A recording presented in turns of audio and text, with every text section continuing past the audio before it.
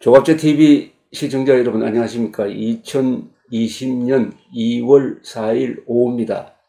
김덕영 다큐멘터리 감독님을 모시고 두 개의 고향 종구로 보내진 북한 전쟁과 추적기를 지금 설명 듣고 있습니다. 그런데 이 놀라운 게 15년 동안 자료 발굴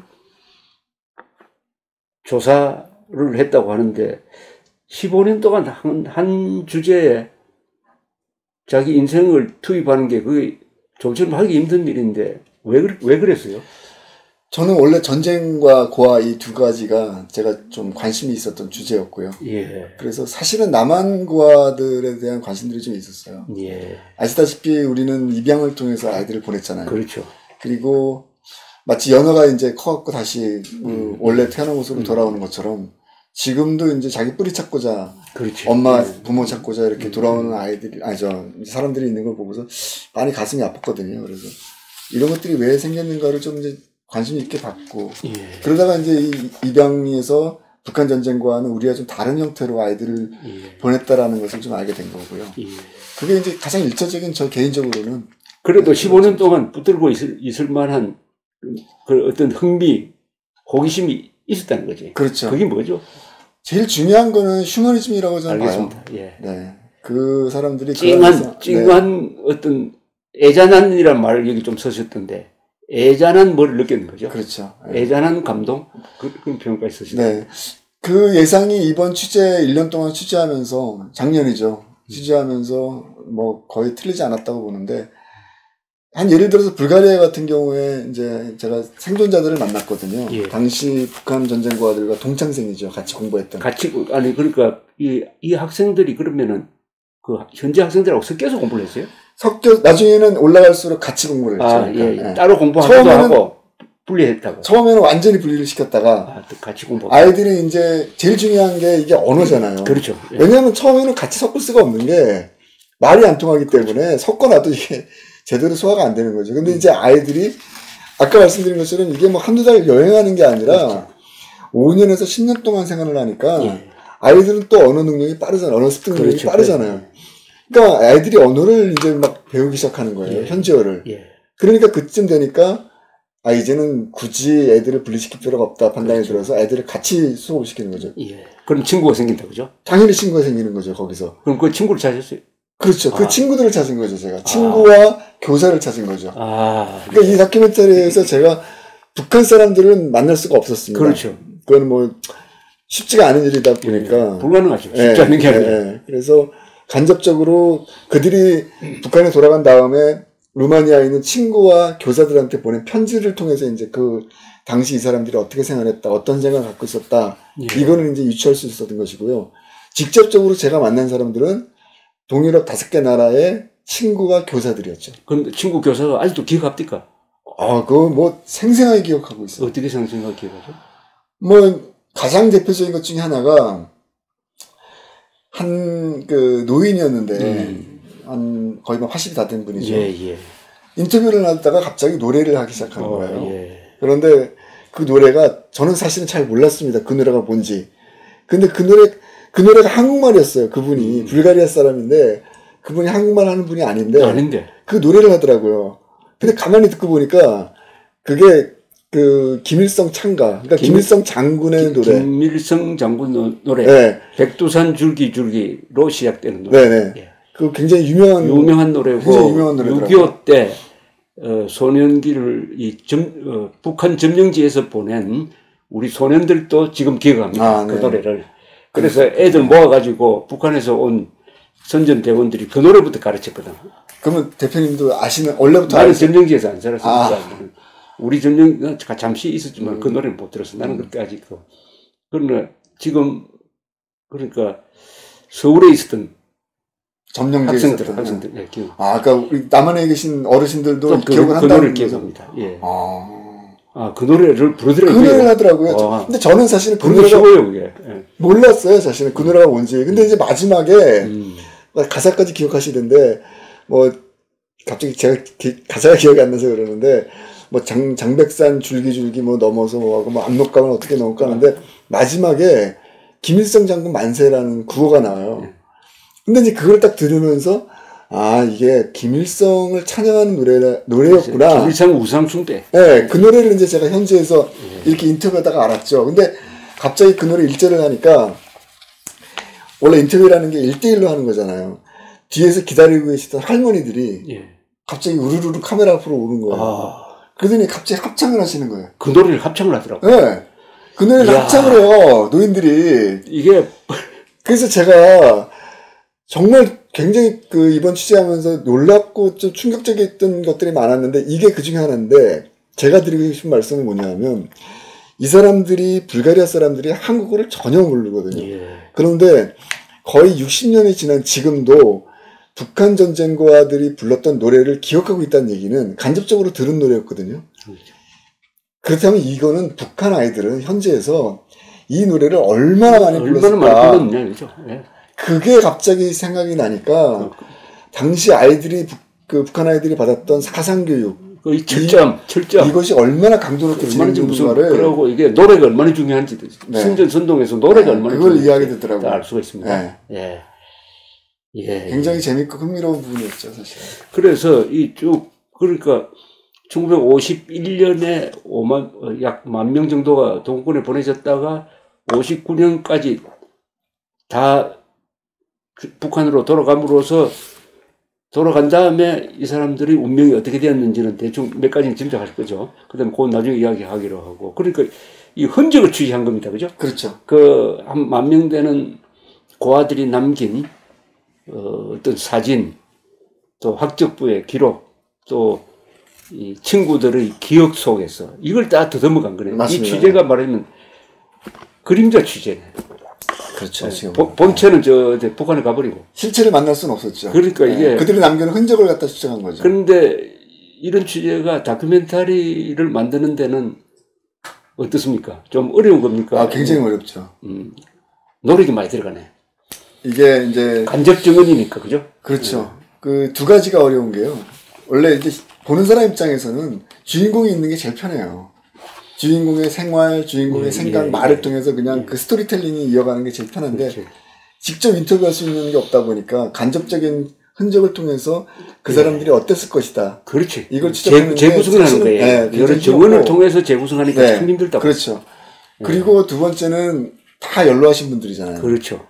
좀 그래도 이 시청자들은, 관객들은 좀 이렇게 좀 다이나믹하고 액티브하고 좀 역동적인 것들을 좀 좋아하는 성향들이 있는데, 나이 드신 분들이다 보니까 심지어는 거동이 불편하신 분들이 거의 대부분이었어요. 저는 궁금한 게 우선 찾아가려면 무슨 주소도 있어야 되고 해야 되니까 우선 문서를 어디서 찾았어요? 그거는 그러니까 각 대학 도서관, 기록보관소, 그 다음에 이제 이 기록들을 북한 아이들과 인연을 맺었던 사람들이 남겨놓은 기록이 있어요. 기록이 있어요. 그거를 이제 어떻게 수정이 된 거죠. 그러니까 제가 이런 취재를 한다고 하니까 그쪽으로 한번 가봐라. 예를 들면 이제 이런 식으로. 근데 가장 대표적인 게 체코였어요.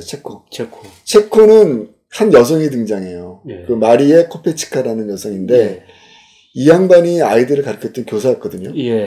그런데 이 사람이 앨범을 하나 남겼어요. 근데 그 앨범 안에 제가 제일 감동적이었던 건 뭐냐면은 사진들, 그러니까 앨범이니까 사진이 들어있지 않았겠습니까? 아이들 사진, 본인이랑 같이 찍은 사진. 근데 옆에다가 한글로 이름을 적었어요. 아이들의 이 사람이 가르친 사람이에요? 그렇죠. 그럼 이 사람 지금 나이 90대겠네. 80대 후반이죠. 86세인가 87세인가 됐죠. 여자분인데 여자분인데 이분은 지금 치매에 걸려갖고 이분과는 인터뷰가 불가능하죠. 그러니까 거동도 불편하시고. 그럼 앨범 그 앨범을 제가 확보했죠. 그러니까 그 앨범. 그래서 그 안에 보면은 꽃도 그리고 그다음에 애들이 타고 온 기차도 그리고 그다음에 제일 중요한 게 어쨌든 이름이에요. 이름. 그 이름들이 저는 이 다큐멘터리는 현재는 어쨌든 그냥 제가 할 수 있는 선에서는 전 최선을 다했다고 보고요. 근데 만약에 이제 현재까지 북한은 북한 전쟁과에 대한 공식적 입장을 내놓지 않고 있고요. 그렇죠. 단 한 명도 이런 것들이 있었다는 것을 공식적으로 밝힌 적은 없고요. 그런데 만약에 이제 이게 좀 이 논의가 활성화가 돼서 혹시라도 북한 전쟁과들에 관한 이야기가 좀 이게 수면 위로 올라간다 그랬을 때 마리아 쿠페치카가 남겨놓은 이런 분들이 남겨놓은 사진 앨범과 그 다음에 이름은 굉장히 중요한 자료가 될 겁니다. 왜냐하면 사진이 있고 이름이 있기 때문에. 그러고 이 국가 공식 자료로서 무슨 기록 보존소라든지 이런 데는 이런 자료가 없었어요. 있었죠. 아, 그럼 어디서 찾았어요? 그것도 역시 마찬가지로 뭐 대학 도서관, 기록 보관소. 그러니까 이렇게 생각하시면 돼요. 당시 공산주의다 보니까 당 기관지가 있잖아요. 그렇죠. 당 기관지에서 관할하는 거죠. 그런데 이제 당 기관지다 보니까 목적은 선전운동, 프로파간다가 목적이니까 제가 취재했던 그런 뭐 소위 말해서 그 당시 입장에서 그쪽 사람들이 봐서는 안 좋은 얘기들은 사실은 없고 훈훈한 미담, 그렇지. 뭐 잘 살고 있고 잘 먹고 있고 뭐 행복하고 그러니까 그런 것들만 있는 거죠. 아니, 동구에서는 이런 기록이 잘 보존됩니까? 그 당 기관지에 있어요. 그런 것들을 제가 그 당 기관지 신문 이런 데서 찾아냈죠. 뭐 예를 들면 루마니아 같은 경우에는 김일성이 아이들 받아줘서 고맙다는 텔레그램 같은 것도. 근데 학적부 같은 경우는 학교에 가야 될 거 아니에요? 그거는 이제 정말 힘들었죠. 힘들었죠. 예. 그거 찾을 때도 정말 그 현지 교사들이 도와주지 않으면 못 찾아요. 제일 중요한 게 언어 문제거든요. 그렇죠. 제가 이거를, 왜냐하면 1950년대 이게 동유럽 5개 나라로 기록된 문서이기 때문에 영어하고는 너무 다르기 때문에. 그러니까 이 검색도 안 된단 말이에요. 그렇죠. 검색도 디지털 색인 작업이 안 돼 있다 보니까 일일이 수작업을 통해 찾아야 되는 작업이고, 그래서 불가리아 같은 경우는 제가 정말 개인적으로 그 교사들한테, 현직 교사들한테 굉장히 고마운 느끼는 이유가 그 겨울이었는데 그 차가운 창고에 들어가서 먼지 낀 그 앨범들을 일일이 손으로 다는 거예요. 하나씩 하나씩. 어디는 뭐 소피아입니까?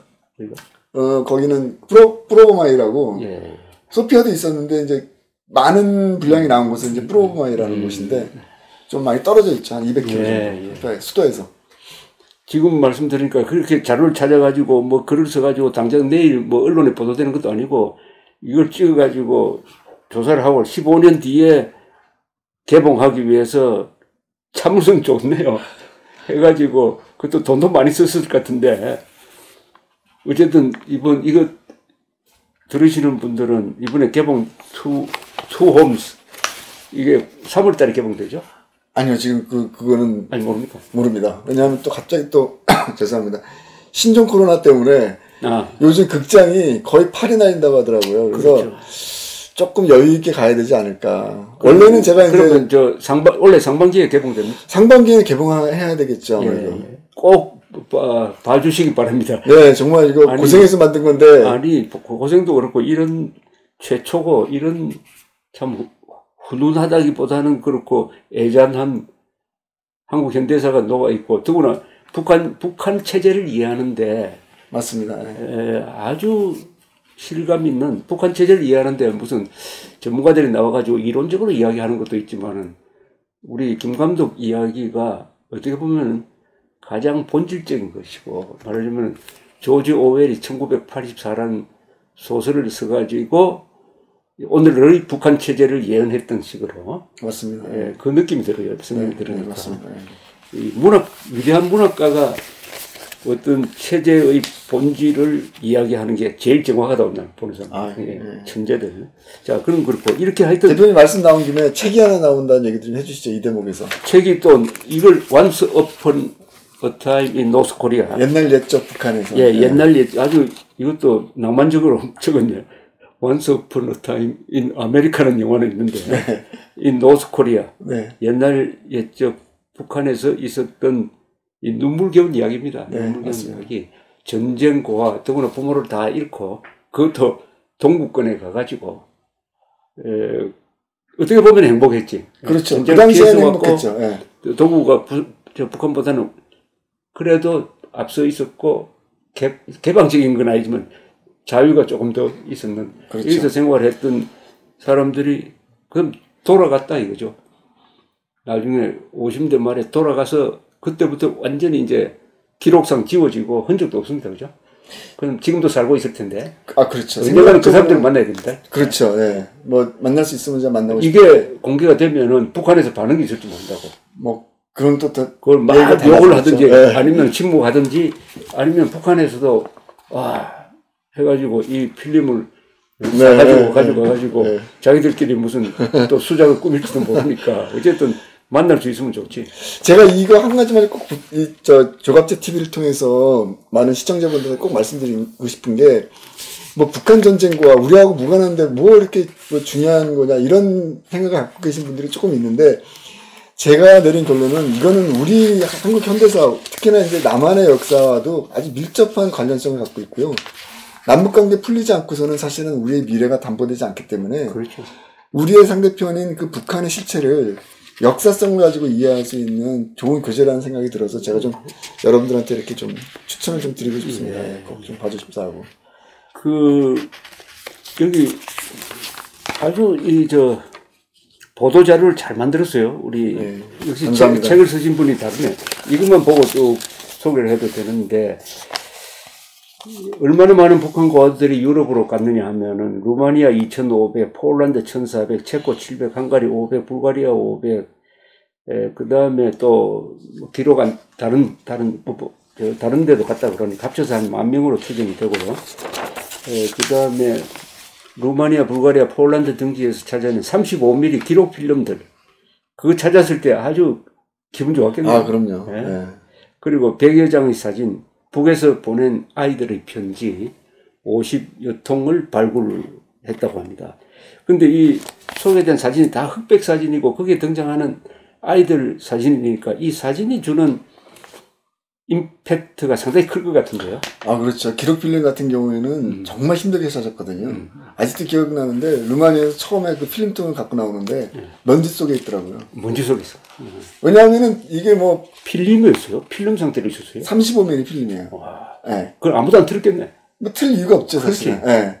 저 같은 사람이 관심이 있어야지 이제 그걸 저가는데 뭐 제가 갔을 때만 하더라도 아무도 관심을 갖지 않았으니까. 물론 이제 이렇게 영화가 나오가면 앞으로 또 연구하는 사람이나 어디서 갈 수는 있겠죠. 하지만 어쨌든 과거 시점에 있어서는 아무도 관심을 갖지 않은 시점이었었는데 제일 감동적이었던 거는 제가 루마니아 같은 경우에는 아까 말씀드렸던 제오르지타 미르초이라고 북한 남편 기다리는 60년 동안 기다리는 할머니 그분이랑 거기 같이 갔어요.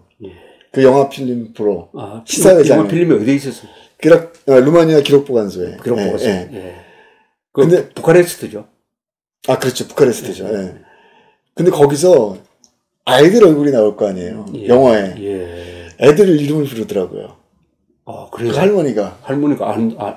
다 기억을 해요.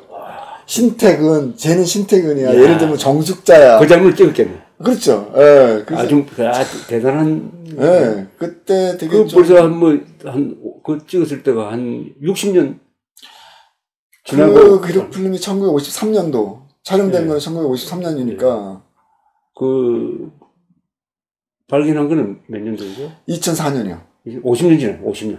그렇죠. 그 정도 된 자료죠. 이름을 잃어버리지 않고, 그렇죠. 잊어버리지 않고.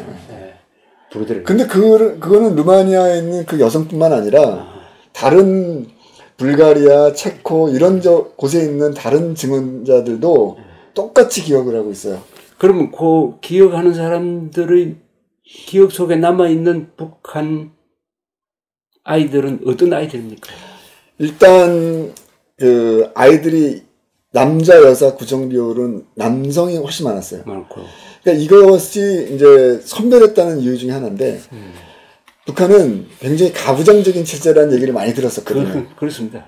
절대 평등이 아니에요. 네, 여자아이들보다는 남성들을 훨씬 더 많이 뽑았어요. 네, 그래서 남자애들이 훨씬 많았고 증언에 의하면 여자애들은 되게 고분고분하고 착각돼요. 착각고. 네. 반면에 남자애들은 굉장히 거칠었다.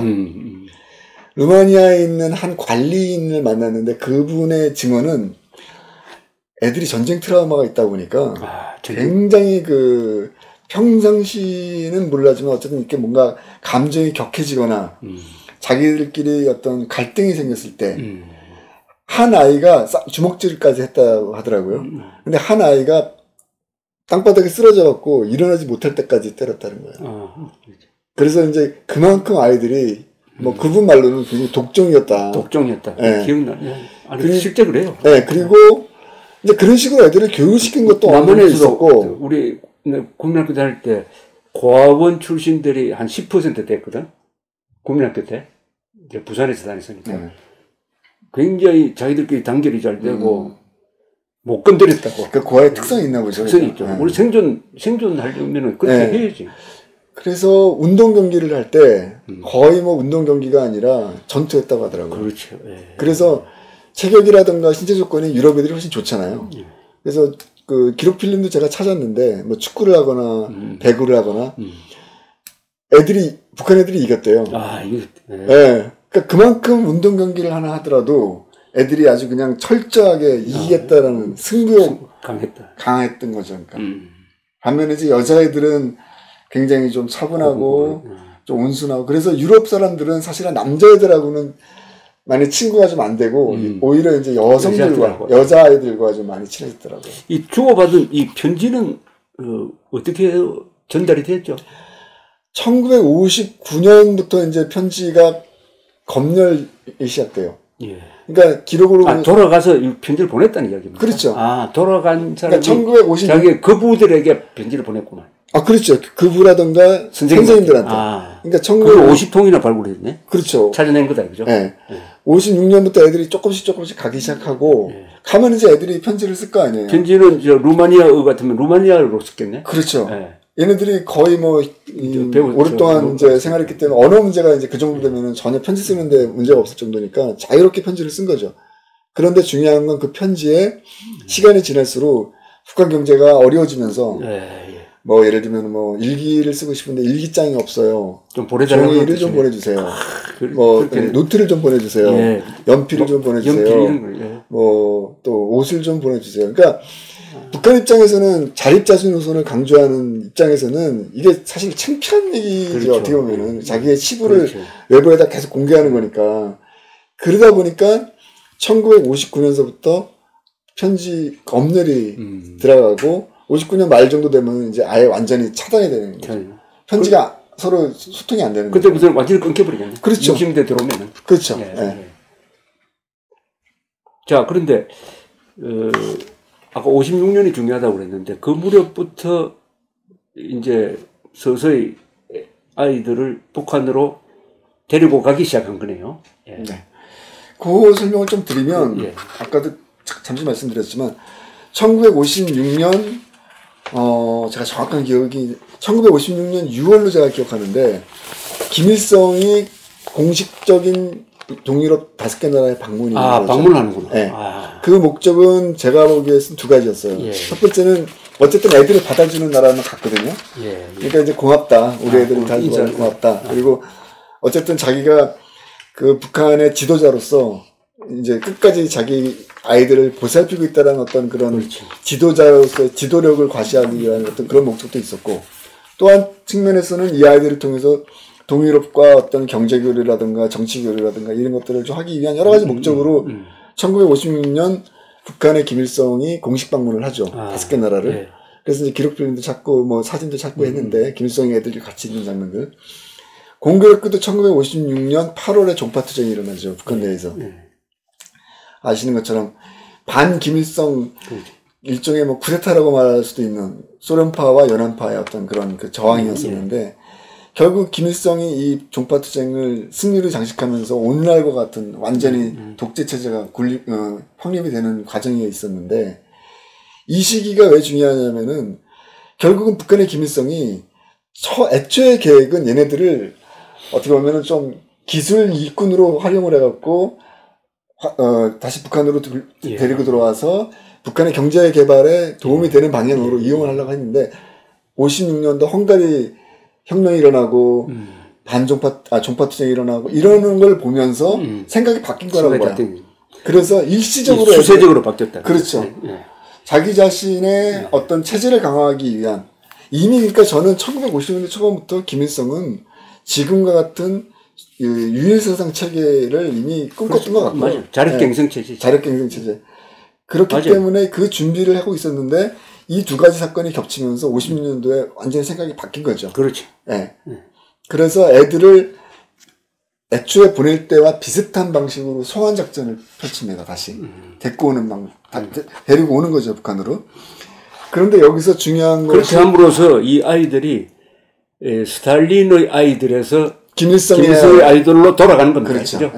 두 개의 홈인데 하나의 홈은 살고 있었던 동구고, 그때는 김일성이가 스탈린이 전체 공산주의 세계의 왕초인데 53년 죽을 때까지는. 그러니까 스탈린의 아이들로 출발을 했다가 결국 돌아가서 김일성의 아이들이 됐고, 그 뒤에 운명은 짐작할 뿐이지 확인이 불가능하다. 네. 거기서 한 가지만 제가 더 말씀드리고 싶은 것은 생존자들의 증언이에요. 그러니까 저도 이제 뭐 다큐멘터리 대표님처럼 이렇게 저널리스트 활동을 기본적으로 하고 있기 때문에 사실 확인이라든가 이런 부분들에 굉장히 좀 역점을 두는 사람인데, 자료들 찾는 게 굉장히 힘들었는데 흥미로운 자료가 몇 가지가 나왔어요. 그게 무엇이냐면은 지금 말씀드린 것처럼 왜 이 아이들이 갑자기 어떤 휴머니즘의 프로파간다로 있다가 갑자기 북한 정권의 체제 유지의 수단으로 활용이 되면서 희생이 되는가, 이 과정을 봐야 된다라고 보는 이유가 뭐냐면은, 첫 번째는 체코에서 아까 말씀드렸던 마리아 코페치카가 그 말을 해요. 북한 김일성이 우리 모두 행복했다. 북한 아이들도 행복했고 체코에 있는 교사들도 행복했고, 그렇죠. 마을 주민들도 아이들과 너무 평안하게 지낸 거예요. 잘 지냈네. 오직 한 사람만 행복하지 않았다. 자기가 봤을 때 그 사람이 김일성이다. 네. 명언입니다. 그런 증언이 나오고, 또 하나는 이거는 폴란드에 있는 교사가 증언해 준 내용인데, 이 교사의 증언은 아이들이 북한으로 돌아간 다음에 제가 어떻게 살고 있어요, 제가 어떻게 그 시베리아 행전 열차를 타고 북한으로 돌아왔어요, 이런 과정들에 대한 기록이 담겨있는 편지죠. 아, 그런 게 있었구나. 그러니까 이게 굉장히 믿을 수 있는 내용이라고 보는데, 거기에 어떤 내용이 담겨 있냐면, 북한 중국 국경을 기차가 통과하자마자 아이들을 2명, 3명 이렇게 떨어뜨려 놨다라는 얘기가 나와요. 그러니까 그 아이들은 동유럽에서 오랫동안 공동생활을 했던 아이들이거든요. 그렇죠. 그걸 흩어버리고. 근데 그 아이들을 흐트러뜨려 놓은 거죠. 그렇죠. 분산시킨 거죠. 그 아이들을 분산시키는 이유가 뭐겠어요. 그렇죠. 작동하지 못하도록. 가정을 좀 해본다면은, 그렇죠. 1950년대 중반 이후에 만약에 이 10,000명이나 되는 선진적인 문명과, 그렇죠. 그 다음에 어떤 자유에 대한 어떤 개념을 깨달은 아이들이. 그렇지. 사실은 그게 자유가 아닌데도 북한에 비하면 자유지. 그럼요. 그렇죠. 이런 아이들이 만약에 10,000명 정도가 북한에 들어갔다면은. 그렇지. 당시 1960년대 초반에 이 주체 사상을 만들고 김일성 중심의 어떤 체제를 만들려고 하는 어떤 입장에서는, 세력들 입장에서는 굉장히 불안한 요소가 됐을 거라고 저는 봐요. 그렇기 때문에 이 아이들을 굉장히 인텔이고, 또 언어도 동유럽 언어를 잘할 정도로 공부도 많이 했던 아이들인데, 이 아이들을 탄광, 광산, 또 그것도 집단적으로 보낸 게 아니라 2명, 3명씩 흐트러뜨려 놓은 거죠. 집단 생활을 못하고, 집단적인 어떤 말씀하신 것처럼 작당이나 모의를 못하고. 그러니까 얼마나 이게 철저하게 준비가 된 건지. 그래, 김일성 권력 강화에 희생된 겁니다. 그렇죠. 희생됐고. 저는 그렇게 봐요. 이게 이제 북한이 지금까지도 체제를 유지하는 것은 체제를 철저하게 통제를 해가지고 외부 정보가 들어가지 못하게 만들므로써 북한 사람들이 자기들의 삶과 외국인들의 삶을 비교하지 못하도록 만들어버리거든. 비교가 안 되는 거예요. 그런데 장애 요인이 되는 게 그때쯤 되면 이제 고등학생 나이가 됐을 이 10,000명이란 존재가 돌아와가지고, 나는 폴란드에서 살았는데 뭐 이게 좋더라 저게 좋더라고 하면 그게 안 되는 거지. 굉장한 혼란이 일어날 수 있죠. 그러니까 돌아가자마자 집중적 감시를 받았을 것이고, 그렇죠. 여기서 아마 제 짐작으로는 말 잘못해가지고 수용소로 많이 갔을 거라고. 그럴 수도 있겠죠. 그 비슷한 예가 제일동포 아닙니까? 그렇죠. 제일동포가 10만 명이 북한에 갔는데 이 사람들 중에서 강제수용소로 제일 많이 갔다고. 왜냐면 일본에서 살아봤기 때문에. 그 중에 한 사람이 탈북자 강철환 씨 아닙니까? 똑같은 편이네. 그러니까 우리 김덕영 감독이 말하는 이게 아주 역사성이, 이게 이 다큐멘터리가 역사성이 있어요. 제가 그래서 이걸 역사성을 가지고 이걸 봐야지만 된다. 북한 체제를 강조하는. 어떤 뭐 소설이라든지 영화가 역사성을 가지면은 그게 명작이 되거든. 이게 지금 물론 북한을 북한 역사를 알고 이렇게 느낀 게 아니라 이 영화를 찍다 보니까 그렇게 느낀 거 아닙니까? 아까 말씀드린 것처럼 휴머니즘에서 출발했죠. 그렇죠. 그러니까 1956년이 왜 중요하냐면 1956년 초에 제20차 소련 공산당 전당대회에서 후르시초프가 스탈린 3년 전에 죽은 스탈린 격하운동을 하거든. 그럼으로써 전 세계의 공산주의가 흔들려 버립니다. 그렇죠. 네. 스탈린만 믿고 이렇게 따라왔는데 이거 어떻게 됐냐 해가지고 그때 북한에도 변화가 오지. 북한에서도 후르시초프가 저렇게 하니까 우리도 개인 숭배로 가서는 안 되겠구나 하는 사람들이 이제 반 김일성 작당을 해가지고 몰아내려고 하다가 거꾸로 당해버리거든요. 그렇죠. 예. 예. 소련파 연합파들의 시도가 그거였던 그렇죠. 거죠. 예. 바로 그 국제적 변화 속에서 그 흐르가지고 여기 있던 10,000명 정도의 북한 고아들의 운명을 바꾼 거죠. 이게 역사입니다. 그렇죠. 정확히 보셨고요. 이게 굉장히 중요한 부분이고 또 이제 저널리스트 입장에서 흥미로운 부분인 게 10,000명이나 되는 아이들이 움직였다라는 것은 말 그대로 현대사에 어쨌든 굉장히 굵직한 사건이잖아요. 그렇습니다.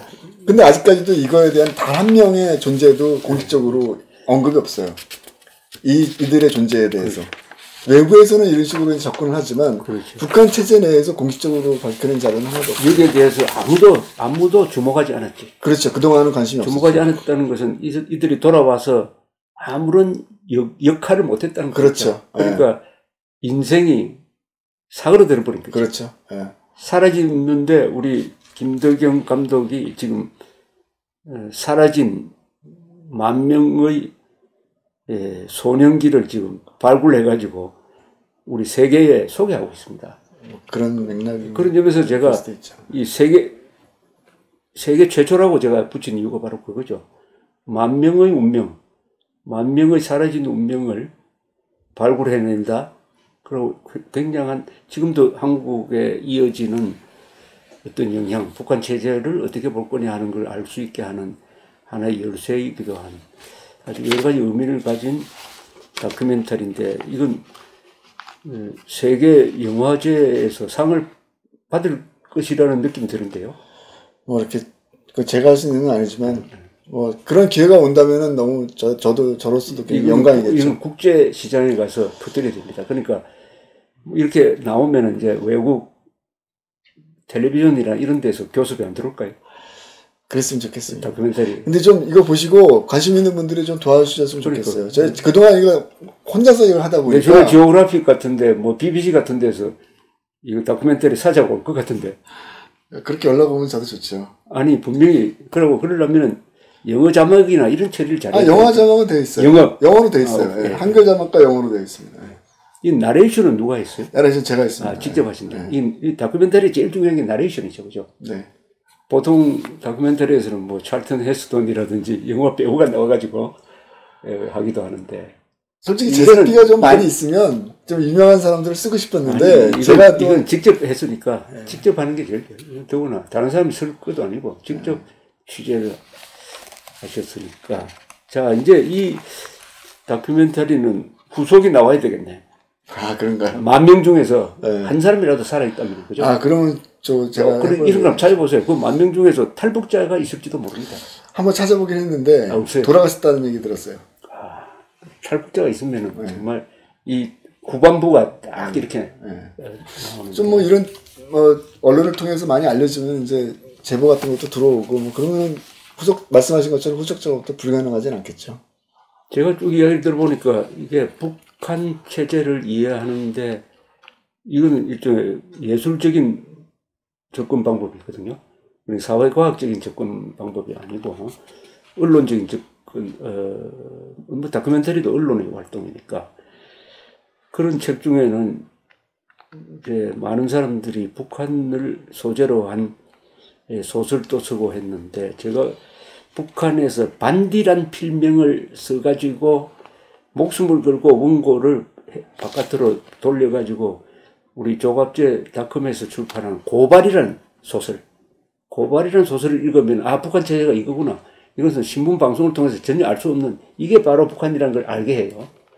알게 했는데 지금 우리 이 다큐멘터리 이야기를 들어보니까 바로 예술적인 접근 방법으로 북한 체제의 본질을 정확하게 잡았다. 거기도 역사성까지 있다. 이렇게 되는데 여기 보니까 이렇게 적어놨네요. 영화를 관통하는 5가지 질문이 있다. 그 아이들은 왜 왔을까? 그들은 누구였을까? 유럽이란 낯선 땅에서 그들은 어떻게 살았을까? 그리고 1959년 바람처럼 왜 한순간에 북으로 돌아가야 했을까? 과연 지금 그들은 어디서 어떻게 살고 있을까? 이게 바로 이 다큐멘터리가 던지는 미완의 질문인데 여기에 네. 대한 답이 앞으로 나와야 되겠네. 제가 다큐멘터리 제작하면서 계속 갖고 있었던 궁금증이었기도 하고요. 예. 여기 등장하는 이 흑백 사진 한 장 한 장이 보니까 찡하네요. 네, 그렇습니다. 김일성하고 같이 찍은 사진도 있네. 네. 여기 이게 1956년도 여기 어디입니까? 이 체코입니다. 여기. 체코. 네. 프라하입니까? 네, 프라하. 여기 찍힌 아이들이 나보다도 나이가 한 30살 많은 아이들인데 그러니까 저의 어린 시절을 보는 것 같아요. 네. 여기 찍힌 소년들이네. 전체적으로 상당히 행복해 보인다고. 아, 그럼요. 그렇죠. 굉장히 행복해 보여요. 네. 네. 정말 행복하게 살았어요. 행복하게 살았다고 보죠. 네. 네, 맞습니다. 네. 부모는 없는데. 그렇죠. 그래도 여기 같이 있으니까. 그럼요. 자기들끼리도 얼마나 자정하게 지냈겠어요? 그 한 증언에 의하면, 불가리아가 예를 들어서 이 아이들이 얼마나 정말 잘 보살핌을 받았는지, 그거를 이제 알 수 있는 것들이었는데, 당시 불가리아의 아이들이, 평범한 아이들이, 어린 시절 소원이 버터에다 빵에다 버터를 발라먹는 거였대요. 그래서 저는 사실 굉장히 놀랐거든요. 빵에다가 버터를 발라먹는 게 어린 시절의 소원이었다. 그렇죠. 근데 이 아이들이 5끼를 먹었대요. 5끼를 먹었어요? 간식까지 포함해서. 아, 잘 먹었네. 굉장히 신경 쓴 거죠. 진짜. 네. 행복하게 살았네. 네. 그 다음에 또 하나 재미난 거는, 그거는 이제 루마니아 사례였는데, 아이들이, 그 말씀 꼭 드릴게요. 공식적으로 사망자가, 폴란드 1명, 루마니아 2명, 그 다음에 불가리아 1명. 물론 더 있을 수도 있지만, 어쨌든 공식적으로 나온 숫자가 그거거든요. 10,000명 정도 되는 아이들인데, 그렇죠. 그 사망자가 그 정도라면은, 아무리 이걸 축소시켰다 하더라도 그렇죠. 굉장히 적은 숫자거든요. 행복했어. 이 얘기는 뭘 얘기하냐면은, 당시 동유럽 사람들이 이 아이들을 정말 엄청나게 보살폈다. 그거를 보여주는 거거든요. 그런데 루마니아에서 나온 기록 필름이 이거를 반증하고 있는데, 우리 그 응급 환자들 수송하는 오늘 요새로 좀 앰뷸런스 있지 않습니까? 앰뷸런스 경비행기가 있어요. 그러니까 기숙사 학교 옆에 비행기가 있어요. 비행기가. 그 아이들을 위한 의료용 비행기예요. 그런 것까지 있었어요. 네, 그 장면이 나와요. 야. 그러니까 얼마큼 이 아이들에 대해서 신경을 많이 썼는지. 그러니까 이게 사업 시작될 때부터 선전용이. 그렇죠. 아까 말씀드린 것처럼 선전용이었거든요. 소비에트의 주도권 하에서 그렇죠. 최대한 우리가 또 미국 자본주의 체제보다는 우월한 체제에 있다는 걸 휴메니즘을 선전하는 그 목적으로 굉장히 신경을 많이 쓴 거죠, 사실은. 그러나 하여튼 자기들은 얼마나 그러니까 이게 참 그러다가 돌아갔으니까 말하면 지옥으로 돌아간 건데. 그럼요. 지옥으로 돌아가서 어떻게 살았느냐. 그리고 동시에 이 아이들이 느낀 것도 있지만 동유럽 사람들이 느꼈던 배신감도 굉장히 컸던 거예요. 왜냐하면은 자기들이 어쨌든 그렇게 모든 걸 다 희생하면서 했는데 어떻게 보면 체제유지를 위해서 아이들이 제대로 유럽에 있는 사람과 편지도 제대로 그렇죠. 소통시키지 않을 정도로 차단된 그런 폐쇄된 사회로 애들을 몰고 갔다는 것 자체. 그리고 아까 말씀드린 몇 가지 중에서 애들이 탈출을 하는 사건들이 벌어졌는데 아이들은 자유를 찾아서 탈출한 건데 이 사건들을 북한은 정치적인 빌미를 삼아갖고 굉장히 압력을 가하는데 결국은 이런 것 때문에 동유럽과 외교관계가 단절이 되는 사건들이 막 벌어지거든요. 불가리아는 6년 동안이나 외교 단절을 할 정도로. 그때는 다른 사건으로 그랬지. 사건은 북한 유학생 사건이었죠. 그렇죠. 근데 맥락은 제가 봤을 때는 같은 맥락인 거죠. 북한 유학생 3명인가 4사람이 북한 보안요원이 와서 강제로 납치해서 데려가려다가 이 사람들이 탈출하지. 그렇죠. 그래서 불가리아 당국에서 알고 그렇죠. 그 사람들 보호를 하죠. 네. 그 중에 한 사람은 내가 만난 적이 있으니까. 예, 예. 최 무슨 내가 만났을 때는 할아버지였는데 불가리아가 그 아주 2차 세계대전 때 유대인을 보호를 했거든요. 그렇죠. 네. 아주 불가리아가 좀 독특한 거 아닙니까? 그렇죠. 네. 시민들의 시민의식이 그러니까요. 굉장히 독특한, 정말 따뜻한 사람들이에요. 불가리아가. 그래서 지금 말씀드리는 게 결국 김일성 한 사람의 권력을 안정시키기 위해서 이 아이들의 삶을 파괴한 거네. 그렇죠. 삶을 파괴하고 인정을 끊는 것이지. 자기들끼리 아마 돌아가면 절대 못 만나게 했을 거라고. 그렇죠. 그러고 이 아들을 보살폈던 동구 사람들과의 정도 끊어버리고 나중에는 편지도 오고 가지 못하고. 그렇죠. 이 마지막이 이렇게 돼버리네요. 그러니까 한 사람을 행복하기 위해서 만 명의 행복이 파괴된 그 체제가 지금의 북한 체제라는 것을 하나도 변하지 알아야 된다는 그렇죠. 것이 이 영화에서 제가 그렇죠. 이야기하고 싶은 하나도 변하지 않는 그때 그렇게 철저하게 해외에 보내놓은 아이들까지 사상 교육을 해가지고 그런 거위 퍼레이드, 거위 걸음의 퍼레이드를 하도록 만들었으니까 그 북한 노동당 정권과 우리 민족끼리라는 이름으로 과연 통일을 할 수 있겠느냐 하는 물음을 하나 던집니다. 그죠? 그렇죠. 네, 답은 이 안에 다 있지만. 네. 아이고, 고맙습니다. 아유, 무슨 말씀. 더 나중에 또 기회 있으면 또시 이야기하겠습니다. 네. 하여튼 이 영화를 기대하셨다가 꼭 혼자서 가시지 말고 많은 사람 데리고 가서 보시고 영화 무슨 방공 영화를 보시라는 게 아닙니다. 예. 하나의 인간을 느낄 수 있고 또 이런 작품을 15년에 걸쳐서 인생의 뭐 한 몇 분의 몇을 투입해서 했다는 그 자체만으로도 아주 굉장한 고귀한 작업이었습니다. 감사합니다. 감사합니다. 예. 영화 3월에 개봉되거나 이러시면 지금 여러 가지 조건상 어려울 것 같으니까 그냥 지금은 좀 많이 좀 이렇게 홍보 좀 알려주시는 게 저한테 이 동영상 보시고 많이 퍼뜨려 주시기 바랍니다. 네. 예. 감사합니다. 감사합니다. 네.